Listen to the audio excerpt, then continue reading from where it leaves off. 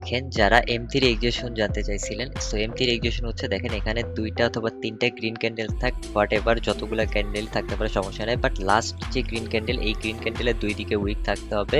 And তারপরে যে red colour ক্যান্ডেলগুলো আসবে, সেই রেড কালার ক্যান্ডেলের লাস্টের ক্যান্ডেলে উইক থাক না থাক ডাজন্ট ম্যাটার, কোনো সমস্যা নাই। And তারপরের ক্যান্ডেলটা যদি এরকম একটা গ্রিন কালার ক্যান্ডেল হয়, যে ক্যান্ডেলের হচ্ছে বডির থেকে উইক বড়, অ্যান্ড তারপরের ক্যান্ডেল কিন্তু আমরা আপ ডিরেকশনে ট্রেড প্লেস করতে পারি, যেটা M3 এক্সিকিউশন হিসেবে কাউন্ট হবে। অ্যান্ড এটার টার্গেট থাকবে হচ্ছে উইকের লেভেলটা ব্রেক করার।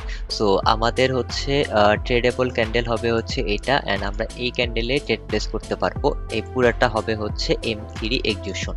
এখান থেকে কিন্তু আমি আপ ডিরেকশনে ট্রেড প্লেস করতে পারি, কারণ আমি যে জিনিসটা শিখাইছিলাম M3 এক্সিকিউশন, এখানে কিন্তু মার্কেটে M3 এক্সিকিউশন হয়েছে। এন্ড আমি কেন মিডল থেকে ট্রেড প্লেস করছি, কারণ আমি জানি যে M3 এক্সিকিউশন হইলে মার্কেট কিন্তু এই উইকের লেভেলটা ব্রেক করে। সো সিনারিও হিসাবে এখানে পুরাটা কিন্তু M3 এক্সিকিউশন হয়েছে যেরকম বলছিলাম। তো দেখেন মার্কেট কতটা ডিপলি উপরের দিকে যাচ্ছে, এন্ড এটাই হচ্ছে M3 এক্সিকিউশনের পাওয়ার।